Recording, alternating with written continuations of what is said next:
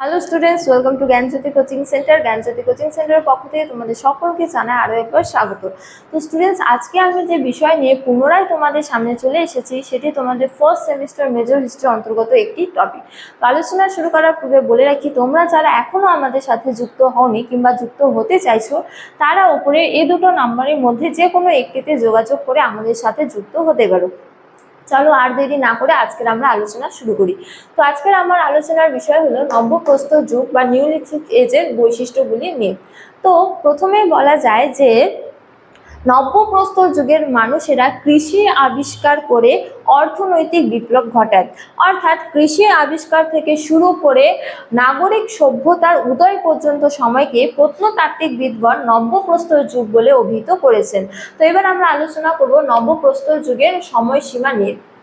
তো এই ক্ষেত্রে বলা যায় যে বিশ্বের পরিপ্রেক্ষিতে নব্যপ্রস্তর যুগের সময়কাল হলো খ্রিস্টপূর্ব 9000 অব্দ, কিন্তু ভারতের পরিপ্রেক্ষিতে নব্যপ্রস্তর যুগের সময়কাল হলো খ্রিস্টপূর্ব 6000 অব্দ থেকে খ্রিস্টপূর্ব 2000 অব্দ পর্যন্ত। তবে বলা বাহুল্য যে ভারতের সকল স্থানে নব্যপ্রস্তর যুগের সূচনা কিংবা নব্যপ্রস্তর যুগের অগ্রগতির হার কিন্তু একই ছিল না। অর্থাৎ ভারতের বিভিন্ন অঞ্চলে বিভিন্ন সময়ে নব্যপ্রস্তর যুগের সূচনা হয়েছিল এবং তার অগ্রগতির হারও বিভিন্ন স্থানে বিভিন্ন সময়ে হয়েছিল। তো এবার আমরা আলোচনা করব এই যুগে হাতিয়ার সমূহ নিয়ে। তো এই ক্ষেত্রে বলা যায় যে নব্যপ্রস্তর যুগের মানুষেরা মূলত এগোট, তারপরে কালো স্লেট এবং বেলে পাথর দিয়ে হাতিয়ারগুলি তৈরি করত। তো এই হাতিয়ারগুলি ছিল অদ্ভুত রকমের মসৃণ ও পালিশযুক্ত। তো নব্যপ্রস্তর যুগের হাতিয়ারগুলি এত সুন্দর পালিশ করা বা মসৃণযুক্ত ছিল যে বলা যায় যে এই ধরনের পালিশযুক্ত হাতিয়ার পূর্বের যুগে আবিষ্কৃত হয়নি।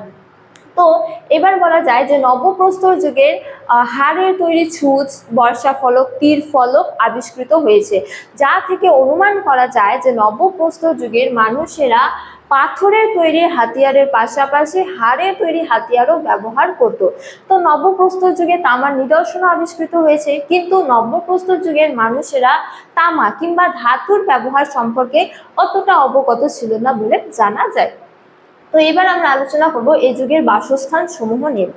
তো বলা হয়েছে যে নব্যপ্রস্তর যুগের মানুষেরা যাযাবর জীবন পরিত্যাগ করে হচ্ছে যে স্থায়ীভাবে বসতি গড়ে তুলেছিল। অর্থাৎ তারা কি করত, স্থায়ীভাবে বসতি গড়ে তুলতে উদ্যোগী হয়েছিল। তো তারা মূলত ঘরের চালার দেওয়ালগুলি কাঁচা মাটি ও পাথর দিয়ে তৈরি করে গৃহ তৈরি করে বসবাস করত। আবার কখনো কখনো তারা তাঁবু খাটিয়েও বাস করত, যার নিদর্শন আবিষ্কৃত হয়েছে পিকনি হল থেকে। তো এবার আমরা আলোচনা করব নব্যপ্রস্তর যুগের মানুষের জীবিকা নিয়ে। তো বলা হয়েছে যে নব্যপ্রস্তর যুগের মানুষের জীবিকা হিসেবে কৃষিকাজ ও পশুপালনের অগ্রসর বৃদ্ধি পেয়েছিল। তো এই সময় তারা পাথরের ফলা দিয়ে মাটি খুঁড়ে বীজ বপন করে প্রচুর পরিমাণে ফসল উৎপাদন করত।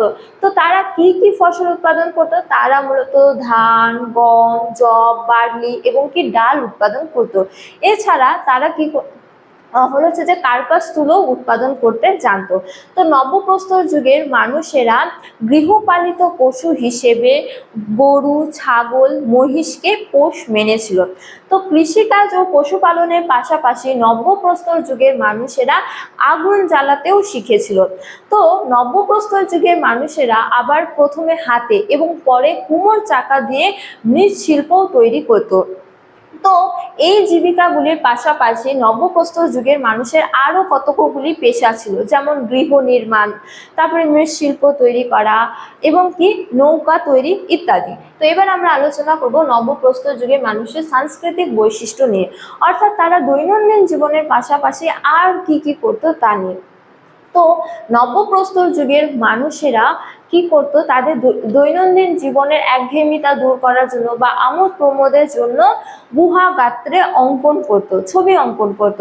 তারা মূলত কি নৃত্য ও শিকারের দৃশ্যগুলি অঙ্কন করত। তো নব্যপ্রস্তর যুগের মানুষেরা আবার নৌকা তৈরি করে বা জাহাজ তৈরি করে সমুদ্র যাত্রাও দিত। তো নব্যপ্রস্তর যুগের মানুষেরা মৃতদেহকে কবর দিত।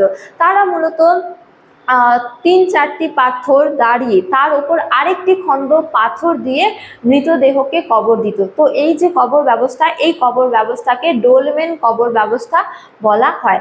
তো বালুচিস্তান থেকে নব্যপ্রস্তর যুগের মাতৃকা দেবী আবিষ্কৃত হয়েছে এবং বিহারের চিরান্ত থেকে নব্যপ্রস্তর যুগের সর্প মূর্তি আবিষ্কৃত হয়েছে, যা থেকে অনুমান করা হয় যে নব্যপ্রস্তর যুগের মানুষেরা মূলত মৃত্তিকা দেবী ও সর্পের পূজা করত বলে অনুমান করা হয়।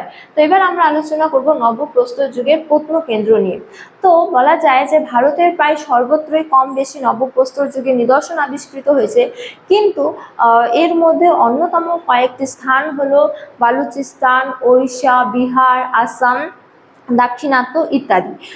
তো বেশ কতকগুলি স্থান রয়েছে, যেমন বালুচিস্তানের মেহেরগড়, তারপরে তামিলনাড়ুর কোয়েনপল্লী, এছাড়া হলো হচ্ছে যে অন্ধ্রপ্রদেশের পিকনিহাল, তারপরে কাশ্মীরের বুর্জোহাম, বিহারের চিরান্দম ইত্যাদি। তো পরিশেষে বলা যায় যে নব্যপ্রস্তর যুগের মানুষ কৃষি ও পশুপালনকে কেন্দ্র করে আর্থ সামাজিক ক্ষেত্রে বৈপ্লবিক পরিবর্তন ঘটায় এবং স্থায়ীভাবে বসবাস করায় ধীরে ধীরে গ্রামীণ রাষ্ট্র কাঠামো গড়ে ওঠে। তো স্টুডেন্টস, এই ছিল আজকের আমার আলোচনার বিষয়। তোমাদের ভালো লাগলে অবশ্যই লাইক করো এবং ভিডিওটি বন্ধুদের সঙ্গে শেয়ার করো এবং আমাকে অবশ্যই কমেন্ট করে জানিও তোমাদের ভিডিওটি কেমন লেগেছে। তোমাদের সাথে দেখা হবে অন্য এক ভিডিওতে, অন্য এক টপিক নিয়ে। ততক্ষণ ভালো থাকো, সুস্থ থাকো। Thank you.